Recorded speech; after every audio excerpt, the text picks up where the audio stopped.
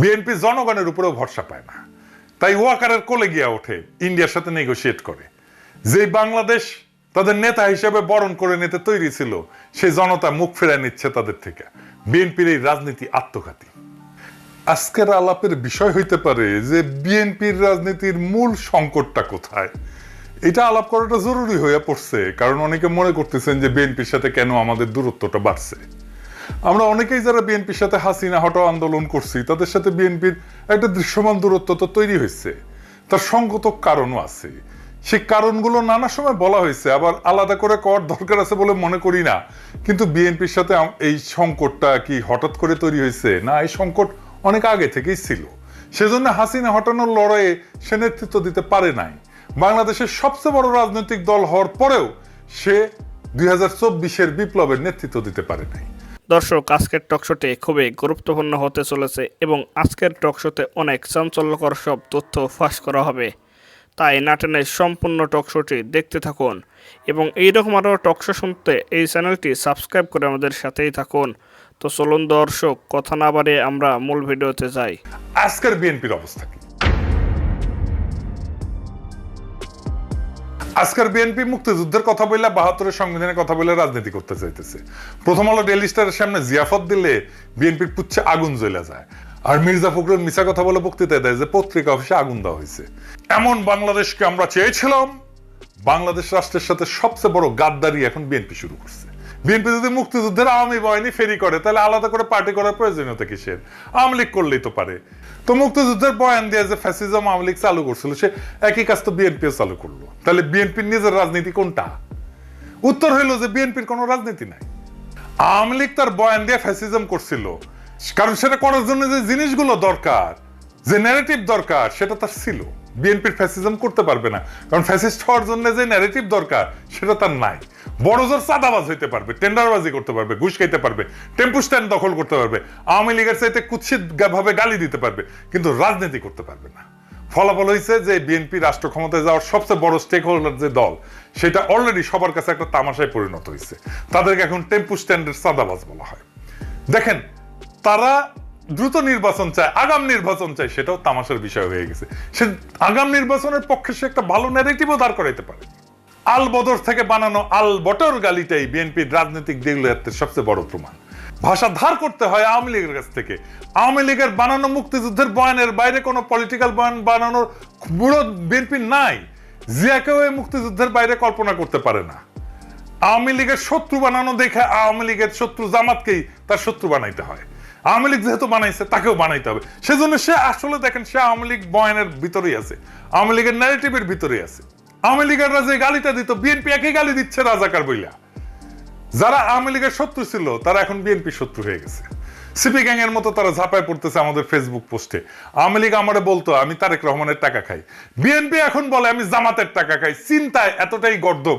সেই আওয়ামী লীগের বয়ান, আওয়ামী লীগের ভাষা, আওয়ামী লীগের ন্যারেটিভ দাঁড় কইরা সে আমাদেরকে ফাইট করতে হয়। এদের সৃষ্টিশীলতার অভাব থাকার কারণে সে গালি এখন শুধু জামাতের মধ্যে সীমাবদ্ধ থাকতেছে না। এখন যারাই বিএনপি নির্বুদ্ধিতা নিয়ে কথা বলে, সবাইকে আলবটর বলে। আমাকে বলে আলবটর কমান্ডার বলে, আপনি নাকি আলবটরের কমান্ডার। বিএনপির হয়ে কোনো শিক্ষিত লোক কথা বলে এমন দেখছেন কাউকে? ওই এক ছাড়া, ফাহাম ছাড়া, আর বিরানির দোকান থেকে চান্দা তোলা লোক, সে হচ্ছে বিএনপির অনলাইন সিপার চালার। তাহলে বিএনপির পক্ষ নিয়ে একটা কথা বলার লোক থাকলেও কেউ না। বিএনপির পক্ষ নিয়ে আসলে কথা বলতে গেলে আপনি আসলে বলবেনটা কি? আপনার বক্তব্যটা কি? বিএনপি রাজনীতি কেন করবেন? কেন আপনার পক্ষে আমার যাইতে হবে? কোনো উত্তর আছে? কোনো উত্তর নাই। এই কারণে দেখবেন আমাকে বিএনপির টপ লিডাররা গালি দেয়, কোনোদিন আওয়ামী লীগের টপ লিডাররা গালি দেয় নাই। কারণ তাদের আমার কথার জবাব দেওয়ার মতো মাল ম্যাটেরিয়াল তাদের মাথায় নাই। হার্পিক মজুমদার যে বয়ান তৈরিতে যে পারঙ্গম, সেটাও তারা পারে না। কেন আওয়ামী লীগের রাজনীতি করবেন এটা বলতে বললে হার্পিক মজুমদার যেভাবেই হোক, চেষ্টা করে হোক, সত্য মিথ্যা মিলায় 1 ঘন্টার একটা বক্তৃতা দিয়ে দিতে পারবে। কিন্তু এই বিএনপি সকল মাথায় হ্যাক করলেও বাজারি কথাবার্তার বাইরে 2 মিনিটও কথা বলতে পারবে না তারা। চ্যালেঞ্জ দিলাম, পারলে কইরেন। পারলে তো হাসিনার বিরুদ্ধে বয়ান আপনারাই তৈরি করতেন, আপনারা তো করতে পারেন নাই। বিএনপি জনগণের উপরেও ভরসা পায় না, তাই ওয়াকারের কোলে গিয়া ওঠে, ইন্ডিয়ার সাথে নেগোশিয়েট করে। যে বাংলাদেশ তাদের নেতা হিসেবে বরণ করে নিতে তৈরি ছিল, সেই জনতা মুখ ফেরায় নিচ্ছে তাদের থেকে। বিএনপির এই রাজনীতি আত্মঘাতী। বিএনপিতে যদি র্যাডিক্যাল পরিবর্তন না আসে চিন্তা এবং চর্চায়, তাহলে বিএনপির কোনো ভবিষ্যৎ নাই। কথাটা বিএনপি আলাদের ভালো লাগবে না, কিন্তু হা হা হা হা হা, এটাই বাস্তব। বিএনপির সবচেয়ে বড় ভুল হইতেছে জিয়াউর রহমানের পজিশনিং শব্দটা মার্কেটিং এর শব্দ। আগে পজিশনিং শব্দ বলতে কি বোঝায় এটা বুঝেনি। এটাতে মার্কেটিং এ বলে প্রোডাক্ট পজিশনিং। এটা হলো মার্কেটিং এর একটা কৌশল, যার মাধ্যমে একটা পণ্যকে গ্রাহকদের মনে একটা নির্দিষ্ট এবং স্বতন্ত্র অবস্থানে স্থাপন করে দেয়। সহজ কথা, এটা হলো গ্রাহকদের মনে একটা ধারণা বা ভাবনা তৈরি করা যে পণ্যটা অন্য পণ্যের তুলনায় কিভাবে আলাদা, কিভাবে তাদের সমস্যা সমাধান করতে পারে। আমি একটা উদাহরণ দিই, ধরেন গাড়ির বাজারের পজিশনিং। ধরা যাক দুইটা গাড়ি আছে, গাড়ির নির্মাতা দুইটা, তাদের পণ্যের পজিশনিং করতেছে। মার্সিডিজ বেঞ্জ, এই যে মার্সিডিজ বেঞ্জ আর টয়োটা, দুইটাই গাড়ি একই কাজ করে, তাই না? কিন্তু কোন গাড়িটা কিনবেন, কে কিনবে? মার্সিডিজ বেঞ্জ এটা খুবই উঁচু মানের গাড়ি, বিলাসবহুল গাড়ি, আরামদায়ক গাড়ি, এটা সেফটি স্ট্যান্ডার্ড ভালো, মানে খুব স্পিডে যদি বাঘ ঘুরতে যায় তা এটা উল্টায় পড়বে না। বড় লোকই দেখানোর জন্য আর কি, নিজের সম্পদশালী দেখানোর জন্য, সোজা কথা ভাব শোধানোর জন্য লাগে আর কি। টয়োটা এটা নির্ভরযোগ্য, দীর্ঘমেয়াদী ব্যবহারের উপযোগিতা আছে, দামে সাশ্রয়ী, এটা রিসেল ভ্যালু ভালো, পার্টস পাওয়া যায় সব জায়গায়, তাই না? দুইটা ব্র্যান্ডে গাড়ি তৈরি করে, কিন্তু তারা আলাদাভাবে নিজেদের পজিশনিং করছে যাতে ভোক্তাদের মনে আলাদা আলাদা চিত্র তৈরি হয়। এক গ্রুপ কিনবে মার্সিডিজ আর এক গ্রুপ কিনবে টয়োটা, আলাদা জায়গা সবার। বিলাসবহুল কথাটা শুধু মার্সিডিজের জন্য, টয়োটার জন্য কিন্তু না। টয়োটা যদি বলে আমি বিলাসবহুল, তাহলে কিন্তু হবে না। মার্সিডিজ যদি বলে আমার পার্টস সব জায়গায় পাওয়া যায়, তাহলে হবে না। প্রোডাক্ট পজিশনিং মানে হলো প্রতিযোগিতামূলক বাজারে পণ্যটাকে এমন ভাবে উপস্থাপন করা যাতে গ্রাহকরা সহজে বুঝতে পারে যে এই পণ্যটা কেন এই পণ্যের চেয়ে আলাদা এবং কেন গুরুত্বপূর্ণ তার জন্য। রাজনৈতিক দলেরও পণ্য আছে, সেটা তারা বেচা কেনা কথাটা শুনতে খারাপ লাগলেও এভাবে বললে সুবিধা হয়। তো আওয়ামী লীগের পণ্য কি? সোহরাওয়ার্দীর বডিগার্ড, তারা বলে স্বাধীনতার নেতা, 6 দফা আন্দোলনের নেতা। আমরা অপছন্দ করলেও স্বাধীনতার অবিসংবাদিত নেতা হইতেছে সোহরাওয়ার্দীর বডিগার্ড, মানে শেখ মুজিব পাকিস্তান আন্দোলনও করছিল, কিন্তু এটা আওয়ামী লীগ কিন্তু বলে না। জিয়ার পজিশনিং করছে কোথায়? বিএনপি। জিয়ার পজিশনিং করছে স্বাধীনতার ঘোষক, জেড ফোর্সের নায়ক। স্বাধীনতা কি জিয়া 1 নাম্বার ক্যারেক্টার স্বাধীনতা যুদ্ধে, মুক্তিযুদ্ধে? সে কি অবিসংবাদিত নেতা? আমি যাই বলি না কেন, এই স্বাধীনতার মাঠে কখনোই জিয়া মুজিবকে ছাড়াই যেতে পারবে না, তার ইমেজকে। পাকিস্তান আন্দোলনে কি মুজিব জিন্নাকে ছাড়াই যেতে পারবে না। তাহলে জিয়াকে কোথায় পজিশন করতে হইতো? জিয়া 7ই নভেম্বরের বিপ্লবের অবিসংবাদিত নেতা। 7ই নভেম্বর তো বিপ্লব হয়েছিল, সেই বিপ্লবের বিপ্লবীরা প্রফেসর ইউনূসের মতো জিয়াকে নেতার মুকুট পরাইছিল। জিয়া নেতা হইতে চায় নাই, কিন্তু পরিস্থিতির প্রয়োজনে নেতৃত্ব গ্রহণ করছেন, ঠিক প্রফেসর ইউনূসের মতো। সক্রেটিস বলছিল সেই শাসকই শ্রেষ্ঠ শাসক যে অনিচ্ছুকভাবে শাসন ভার নেয়। বাংলাদেশের ইতিহাসে 2 জন অনিচ্ছুক শাসক পাইছি, একজন প্রফেসর ইউনূস আর একজন জিয়াউর রহমান। জিয়াকে উচিত ছিল আগস্ট বিপ্লবের নায়ক হিসেবে পজিশন করা, সেটা বিএনপি করে নাই। জিয়াকে উচিত ছিল অনিচ্ছুক শাসক হিসেবে পজিশন করা, সেটাও সে করে নাই। সে নভেম্বর বিপ্লবকে ওনই করে না, 2024-এর বিপ্লবকেও বিপ্লব বলে স্বীকার করতে চায় না। বিএনপি আর তাদের বুদ্ধিজীবীরা বিপ্লব নামটা শুনলে কাপড় নষ্ট করে ফেললে, না জানি কি করতে হবে বিপ্লব কইলে। 2 নম্বর হইতেছে বিএনপির কোনো পলিটিক্যাল বয়ান নাই, মানে রাজনৈতিক বয়ান নাই। তো রাজনৈতিক বয়ান মানে কি? ধরেন আপনাকে যদি বলা হয় আপনার রাজনীতি কি, আপনার উত্তর কি হবে? খুব সহজ প্রশ্ন মনে হয়, কিন্তু গুছায় উত্তরটা দিতে গেলে দেখবেন ঠিক অতটা সহজ মনে হইতেছে না।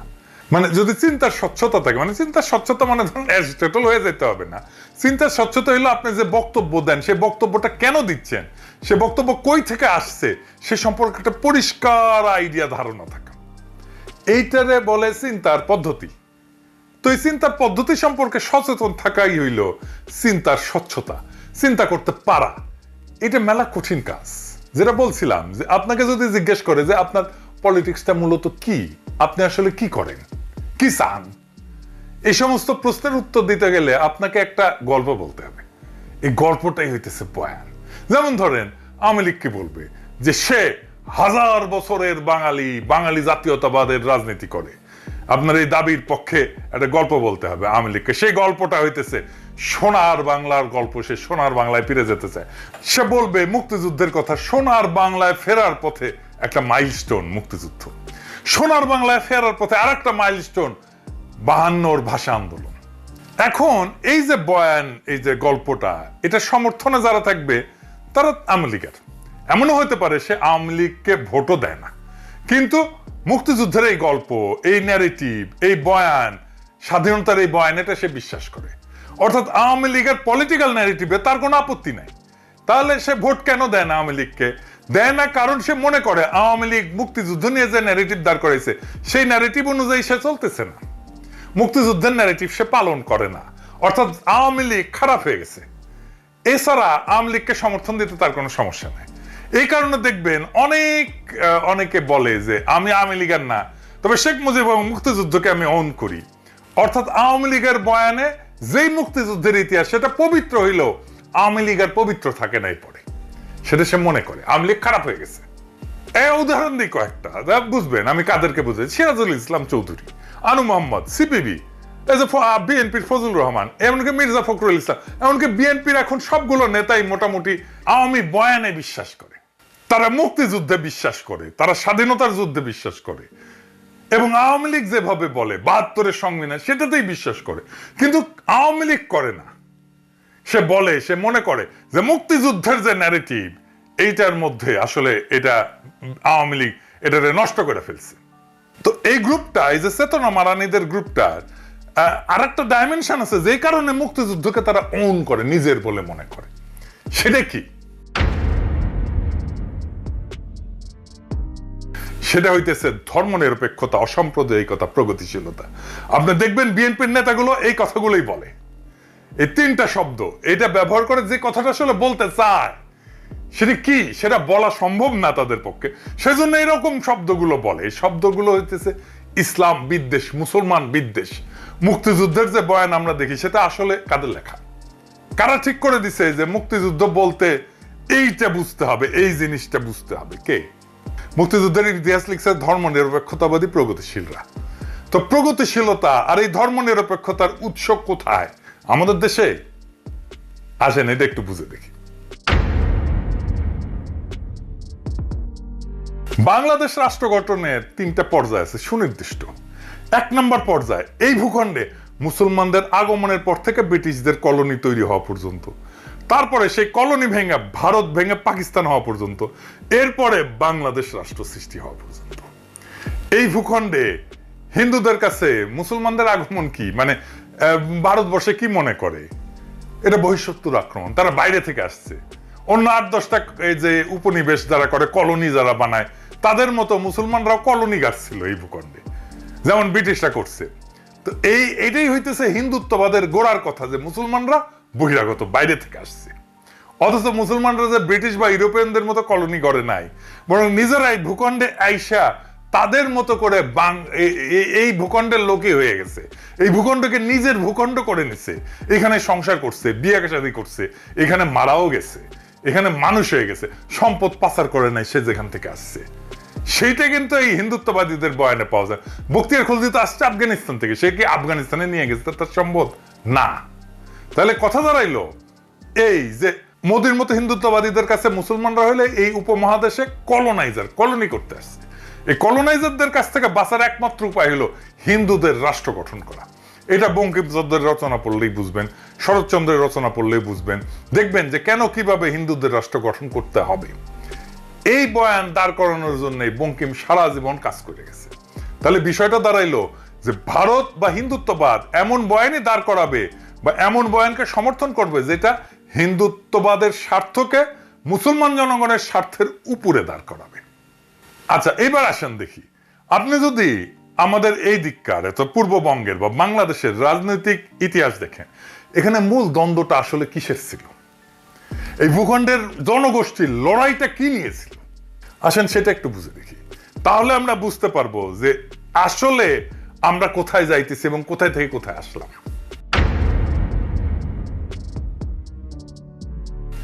দ্বন্দ্বটা মূলত জমি নিয়ে। জমি নিয়ে কেন?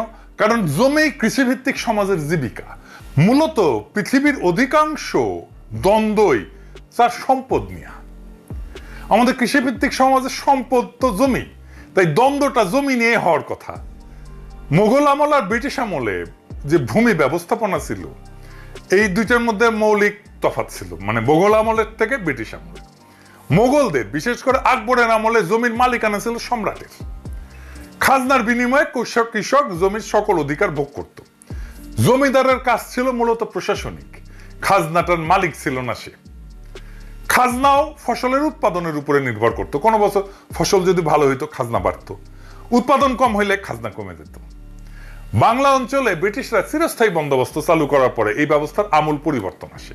শুরু হয় আমাদের দুঃখ। কেমন সেটা? জমিদার হয়ে যায় ভূমির মালিক, আর কৃষক হয় খাজনা দেওয়ার মেশিন। ফসল ভালো হয়েছে কি খারাপ হয়েছে সেটা না, নির্দিষ্ট পরিমাণে খাজনা কৃষককে দিতে বাধ্য থাকতে হবে, একই পরিমাণে খাজনা। ফসল খারাপ হইলেও দিতে হবে, ভালো হইলে তো দিতে হবেই। মোগল এবং ব্রিটিশ আমলে জমিদারদের পার্সেন্টেজ করেন, তাহলে দেখবেন যে মোগল আমলে আনুমানিক 60 থেকে 70% জমিদার ছিল হিন্দু, বাকিটা মুসলমান এবং অন্যান্য ধর্মের। ব্রিটিশ আমলে এই সংখ্যাটা বাইরে হিন্দু জমিদারদের ক্ষেত্রে দাঁড়ায় 70 থেকে 80% হিন্দু জমিদার, মুসলমান এবং অন্যান্য ধর্মের জমিদারদের সংখ্যা দাঁড়ায় 20 থেকে 30%। অর্থাৎ মুসলমানরা মূলত বহিঃশত্রু, এই ধারণা থেকেই হিন্দু এলিটরা সবসময় ক্ষমতার কেন্দ্রে তাদের অবস্থানটা নিশ্চিত করছিল। ফলে ব্রিটিশদের আমলে আমাদের বাংলা অঞ্চলে হিন্দু জমিদারদের বর্ধিত ক্ষমতা পরিণত হয় মূলত রাজনৈতিক প্রভাব খাটায়, হিন্দু প্রভাব বজায় রাখায়। আর এই চিরস্থায়ী বন্দোবস্তের জমিদারি প্রথায় হইয়া দাঁড়ায় বাংলায় ফিরে পাওয়া সেই ক্ষমতা যা হিন্দু রাষ্ট্রে সে পাইতে চাইছিল, বা মুসলমানদের আগমনের আগে যেই ক্ষমতাটা হিন্দুদের ছিল। মুসলমানদের আগমনের পরেই প্রথম, ব্রিটিশ আসার পরে হিন্দুরা তাদের হিন্দু রাষ্ট্র মানে মুসলমানদের হটায় রাষ্ট্র ক্ষমতা তাদের অধীনে নেওয়ার সুযোগটা এমন ভাবে পাইল যেটা মুঘলদের আমলে ছিল না। তো হিন্দু রাষ্ট্র বানানোর পথে জমিদার শ্রেণীর যে রাজনৈতিক প্রভাব, সে প্রভাবের বিরুদ্ধে বিরোধিতা করবে কারা? মুসলমানরা, কারণ তারাই প্রজা। মনে রাখবেন যে এই বিরোধিতা গরিব কৃষকদের জমির মালিকানা আদায়ের আন্দোলন। কৃষকদের দিক থেকে এই আন্দোলন কোনো মুসলমান রাষ্ট্র গঠনের স্বপ্ন না, বা মুসলমান রাজত্ব ফিরে পাওয়ার স্বপ্ন না, সে ধর্ম প্রতিষ্ঠাও করতে আসতেছে না। এটা স্রেফ জমিদারি প্রথার নিষ্পেষণের বিরুদ্ধে প্রতিবাদ। এই আন্দোলনের নেতৃত্ব কারা দিছে আপনি যদি নাম দেখেন, এইটা দেখেন ফকির মজনু শাহ, হাজী শরীয়তুল্লাহ, দুদু মিয়া, তিতুমির, নুরুল দিন। এই আন্দোলন করছে মুসলমান হিন্দু কৃষকেরা মিলে, যারা হিন্দু জমিদারদের নিষ্পেষণ থেকে বাঁচতে চাইছিল। বাংলা অঞ্চল মানে পূর্ব বাংলা অঞ্চল, আজকে যেটা বাংলাদেশ, সেটা মুসলমান অধ্যুষিত হয়। এখানে মুসলমানদের পরিচালিত বিদ্রোহগুলাই এই জনপদের জনগণের রাজনৈতিক চিন্তার গঠনে সবচেয়ে শক্তিশালী প্রভাব রাখছে।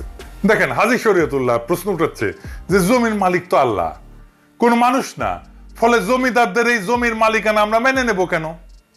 একটা গান আছে এই ধারণার উপরে ভিত্তি করে, শুনছেন কিনা জানি না। এটা হইতেছে এরকম: মাঠে মাঠে সোনালি ধান, পরাণ পাগল করে, কয়দিন পরে সেই ধান যাইব জমিদারের ঘরে রে, আমার হিস্সা নাই সেই ধানে। আমি যদি আল্লাহর বান্দা, জমিন ও আল্লাহর, আদম হাওয়ার সন্তান মোরা, সমান অংশীদার রে, আমার হিস্সা যায় কোনখানে? এই যে প্রশ্নের ধরনটা ধর্মীয়, কিন্তু অর্থ কি? অর্থ হইল আমরা এই বেইনসাফি মানি না। অর্থাৎ ইসলাম হয়ে উঠতেছে অন্যায়ের বিরুদ্ধে প্রতিবাদের হাতিয়ার, প্রতিবাদের ভাষা। খেয়াল করেন, জমির মালিকানার প্রশ্ন পরিণত হচ্ছে একটা রাজনৈতিক প্রশ্নে। অর্থাৎ ইসলাম শুধু ধর্মেই সীমাবদ্ধ থাকতেছে না, এটা পরিণত হচ্ছে মজলুমের অধিকার আদায়ের অস্ত্রে। এই কারণেই বাংলাদেশে ইসলামকে শুধু ধর্মে রিডিউস করে নিয়ে আসাটা প্রগতিশীলদের একটা কৌশল। কারণ তাহলেই সে ধর্মকে ব্যক্তিগত বলে ড্রয়িং রুমে আলাপে বিষয় বানায় ফেলতে পারবে, ড্রয়িং রুমে আটকায় ফেলতে পারবে, তার রাজনৈতিক প্রভাব থাকবে না। এর ফিরে যায়, তার মানে আমার রাজনৈতিক প্রশ্ন হচ্ছে যে আমার জমির মালিকানা যারা দেয় না তারা আমার শত্রু। রাজনৈতিক প্রতিপক্ষের জায়গা করে নিচ্ছে হিন্দু জমিদাররা।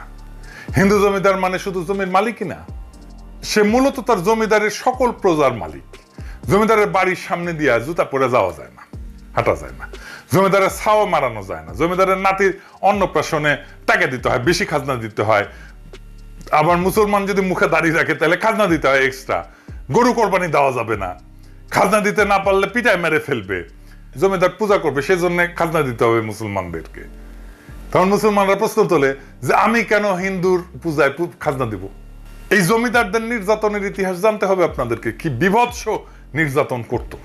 যাই হোক, ফলে জমিদারি উচ্ছেদের যে প্রকল্প, সেটা শুধু জমির মালিকানা পাওয়ার মধ্যে সীমাবদ্ধ থাকে না, সেটা নিজের জন্য রাষ্ট্র বানানোর একটা প্রকল্পে পরিণত হইতে থাকে। এমন রাষ্ট্র যেখানে কৃষক তার জমির মালিকানা পাবে তো বটেই, সেই রাষ্ট্রে সে মানুষ হিসেবে বেঁচে থাকার অধিকার পাবে। এই প্রেক্ষাপটেই বাংলার মুসলমানরা বঙ্গভঙ্গের পক্ষে দাঁড়াইছিল, কারণ বাংলা ভাগ মানে এই বঙ্গের জমিদারি কলকাতার জমিদাররা হারাবে, তার মুক্তি ঘটবে। আর এই বঙ্গভঙ্গের বিরোধিতা করছে রবীন্দ্রনাথরা, কারণ জমিদারি গেলে বজরায় বসে নিশ্চিন্তে প্রেম সঙ্গীত লেখা যাবে না, জমিদারি যাওয়া মানে পেটে টান পড়া। তাই লিখতে হইল আমার সোনার বাংলা, আমি তোমায় ভালোবাসি। এই সোনার বাংলা কোনটা? এইটা। কোন ভূখণ্ডকে রবীন্দ্রনাথ সোনার বাংলা বলছেন না, এইটা। রবীন্দ্রনাথের সোনার বাংলা এইটাই। শুধু জাতীয় সঙ্গীত নিয়ে হাউকাউ না কইরা এই সোনার বাংলা আইনা ঠিক বা আমার বাকশালীরা। কিন্তু পরিহাসের বিষয় হলো পূর্ব বাংলা তাকে ভালোবাসে না। কিন্তু এই জমিদারি রক্ষার গানটাই হয়ে দাঁড়ায় জমিদার বিরোধী জনগণের রাষ্ট্রের জাতীয় সঙ্গীত। কি তামাশা! এই জমিদার বিরোধী আন্দোলনে আসলে কি ঘটে? হিন্দু জমিদারদের যে অর্থনৈতিক, রাজনৈতিক আর সাংস্কৃতিক প্রভাবের কথা বলছি, সেই প্রভাবে প্রথম সংগঠিত আঘাত হয়ে এই মুসলমান কৃষকেরা। ফলে এই যে জমিদার শ্রেণীর যে আধিপত্য এবং আপামর হিন্দুদের যে আধিপত্য, তার উপরেও আঘাত পড়ে। একজন হিন্দু কৃষক এবং মুসলমান কৃষকের মধ্যে তফাৎ হইল যে ওই হিন্দু কৃষক মানসিকভাবে জমিদারদের সাথে অবস্থান করে, আর মুসলমান কৃষকটা থাকে দ্বিতীয় শ্রেণীতে। এমন তথ্য আপনি ইতিহাসেই পাবেন। জমিদার বাড়িতে দুই কৃষক গেল, একজন হিন্দু আর একজন মুসলমান। একজন বসলো পাটিতে আর একজন বসলো মাটিতে। কে মাটিতে বসলো বলে মনে করেন? মুসলমান কৃষক। দরিদ্র কৃষক হইলেও শুধুমাত্র হিন্দু হওয়ার কারণে আপনি সাংস্কৃতিকভাবে শক্তিমান হয়ে উঠবেন, নিজের শক্তি ফিল করবেন। এটা আপনি দেখতে পাবেন, এখনো দেখতে পাবেন যে আওয়ামী লীগের কাছ থেকে জীবনে একটা উপকার পায় নাই কিংবা চায় নাই, কিন্তু জুলাইয়ের গণহত্যাকে অস্বীকার করে এমন আওয়ামী সমর্থকের দিয়ে খেয়াল করে দেখলে বুঝবেন এরা আওয়ামী লীগ ক্ষমতায়, এই চিন্তাটাই তাকে ক্ষমতাবান করে তোলে। সে মনে করে আমি ক্ষমতার একটা অংশ, আমার একটা আলাদা ক্ষমতা আছে। ফলে মুসলমান কৃষক যখন হিন্দু জমিদারদের বিরুদ্ধে বিদ্রোহ করে, তার মনে তখন এই ব্যবস্থা উচ্ছেদের স্বপ্ন থাকে নতুন রাষ্ট্রের। এই রাষ্ট্রের স্বপ্নই তাকে দেখাইছিল পাকিস্তান, দেখাইছিল জিন্নাহ। ফলে পূর্ববঙ্গের মুসলমান এই পাকিস্তানের পক্ষে দাঁড়ায়। পাকিস্তান রাষ্ট্রের ধারণা আসছিল মূলত গান্ধীদের হিন্দুত্ববাদী ভারত বানানোর বিরোধিতা থেকেই। মুসলমানরা এই দেশে বহিরাগত শত্রু, এই ধারণার কন্টিনিউশন, ধারাবাহিকতা হইতেছে কংগ্রেস। যা বলতেছিলাম যে এই পাকিস্তান যখন বলে যে আমরা জমিদারি প্রথা উচ্ছেদ করে দেবো, তখন পূর্ববঙ্গের মানুষ কোনো দিকে না তাকায় তাকে সমর্থন করে। কারণ এমন একটা রাষ্ট্রের স্বপ্নই তো তারা এতদিন ধরে দেখছে। পাকিস্তান সৃষ্টি করতে চাওয়া আর গরিব মুসলমান কৃষকের পাকিস্তান রাষ্ট্র বানানোর প্রশ্নের সমর্থন দেওয়া এক না, এটা একটু মনে করাই দিতে চাই। পূর্ববঙ্গের জনগণের সমর্থন নেওয়ার জন্যই মূলত এই কথার উদ্ভব হয়েছিল এবং জনগণ তাতে সায় দিছিল স্বাভাবিকভাবে। তো সাধের জমিদারি উচ্ছেদ হয়ে যাবে, এটা মানা স্বাভাবিকভাবে অসম্ভব হিন্দু জমিদারি এলিটদের জন্য। হিন্দুত্ববাদী রাষ্ট্র প্রকল্পের জন্য এটা সবচেয়ে বড় শত্রু। কিন্তু বাস্তবতা হইল পাকিস্তান তৈরি হয় এবং সাধের জমিদারি জয় বাংলা হয়ে যায়। অর্থনৈতিক প্রতিপত্তি যদি চলে যায় হিন্দু জমিদারদের, তাহলে বাকি থাকে কি? হিন্দু জমিদারদের হাতে তখন একটা মাত্র অস্ত্র থাকে, সেটা হইল সাংস্কৃতিক আধিপত্য, বয়ানের আধিপত্য। শুধুমাত্র তাহলেই পাকিস্তানকে ভাঙা যাবে। পাকিস্তান রাষ্ট্রে বহু সমস্যার কারণে পাকিস্তানকে সবচেয়ে বেশি সমর্থন করা বাঙালি মুসলমান কৃষকের স্বপ্নভঙ্গ হয় কিছুদিনের মধ্যেই। কেন হয়, কখন হয়, একটু বুঝে দেখি। প্রথম হয় ভাষা আন্দোলনে 52-তে। ভাষা আন্দোলন কিন্তু কোনো মাতৃভাষার আন্দোলন ছিল না, শুনলে খারাপ লাগবে, কিন্তু আসলে কেন ভাষা আন্দোলনটা হইল? এইটা ছিল গরিব কৃষকের ছেলের চাকরি পাওয়ার আন্দোলন। জমিদারি প্রথার শিকল থেকে রক্ত দিয়ে বেড়ে আসে কৃষক যখন শোনে রাষ্ট্রের ভাষা হবে উর্দু, অর্থাৎ সে বাংলায় কথা বলার ছেলে, আর সে চাকরি পাবে না, সে বিদ্রোহ করে বসে। 52 ভাষা আন্দোলন এই দেশের মেহনতি মানুষকে চেনার একটা বিশাল সুযোগ। পাকিস্তান আন্দোলন করে পাকিস্তান বানানো বাঙালি মাত্র 5 বছরের মাথায় রাষ্ট্রের বিরুদ্ধে বিদ্রোহ করে বসে। ফলে এদেশের জনগণ যে নিজের স্বার্থ বুঝে এবং বুঝে নিতে চায়, অন্তত তাকে বেশি দিন মুখে চুষনি দিয়ে চুপ করে রাখা যায় না, সেটা এই ঘটনায় বোঝা যায়। আমি এই জন্যই বলতাম, বারে বারে বলতাম, হাসিনার শাসন টিকবে না, কোথাও কোনো প্রতিরোধ নাই। আমি তখনও বলছি টিকবে না, আপনারা অবিশ্বাস করছেন অনেকেই, বলেন আমি বাড়ায় বাড়ায় বলি, আমি সকাল সন্ধ্যা হাসিনাকে ফেলাই দিই। এটাই আমাদের শক্তি। অনেকে আবার বলে যে আবার ফ্যাসিবাদ আসবে, আসতে পারে, টিকবে না। অনেকে বলে ভারতীয় আধিপত্যবাদ আসবে, আসতে পারে, টিকবে না। অনেকে বলে বিএনপি আওয়ামী লীগের শাসনের মতোই শাসন চালাবে, চালাইতে পারে, টিকবে না। বাংলাদেশের মাটিতে বাতাসে এমন কিছু একটা আছে, এটা মাথা নোয়ানোর না। এটা আমি আপনি না থাকি, বাংলাদেশ আবার জায়গা উঠবে, বাংলাদেশ আবার প্রতিরোধ করবে। যা বলছিলাম যে হিন্দু জমিদারদের শ্রেণীর যে সাংস্কৃতিক বয়ান, এই আধিপত্য, এই আধিপত্য তৈরি করে কে? আধিপত্যই তৈরি করে প্রগতিশীলতা, অসাম্প্রদায়িকতা এবং ধর্মনিরপেক্ষতার নামে। কারা করে? প্রথম আলো, টেলি স্টার, সিপিবি, ছায়ানট, উদিসি, এদের মাধ্যমে। যে কথাটা বলার জন্য এই 3টে শব্দ ব্যবহার করে, সেটা কি ইসলাম বিদ্বেষ, মুসলমান বিদ্বেষ। কারণ কি? তার কারণেই মুসলমান তার শখের জমিদারি, তার হিন্দুত্ববাদী ভারত ভেঙে দিছে। ফলে তাদের গায়ের ধরে না পারি, চিন্তার ক্ষমতা আমাদের নিচেই রাখবো। প্রমাণ দিই আপনাকে। যদি জিজ্ঞেস করা হয় একজন অসাম্প্রদায়িক প্রগতিশীল লোক বললে আপনার মাথায় কেমন চিত্র ভেসে ওঠে, আমি উত্তরটা দেব না। তবে শুধু এটুকু বলবো যে আপনার মাথায় কোনো দাড়ি টুপিওয়ালা লোককে, মুসলমানকে অসাম্প্রদায়িক প্রগতিশীল বইলা মনে হবে না। মুক্তিযুদ্ধের পর থেকে আমাদের রাষ্ট্রের রাজনৈতিক বয়ান যেটা আধিপত্য করতেছে, সেই বয়ানে কি দাড়ি টুপি পরা কাউকে স্থান দেওয়া যায়? ভেবে দেখেন।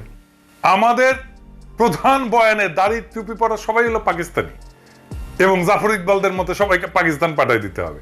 যে দাড়ি টুপি আর লুঙ্গির মুসলমানরা বাংলাদেশ রাষ্ট্র বানাইলো, তারাই এখন এই দেশের শত্রু, আর মালিক হইল কলকাতার সোনাগাছির খাটের যোদ্ধারা। এই দেশের অসাম্প্রদায়িকতা হইল পয়লা বৈশাখে রমনায় সিঁদুর ধুতি হাতে শাখা পইরা মুসলমানদের ছেলে মেয়েদের নৃত্য করা, আর দাড়ি টুপি বোরখার আদম হইল দেশকে জঙ্গি বানাইতে চাওয়া চরমপন্থী ইসলামিস্ট। এই তো প্রগতিশীলদের বয়ানে মুক্তিযুদ্ধ, তাই না?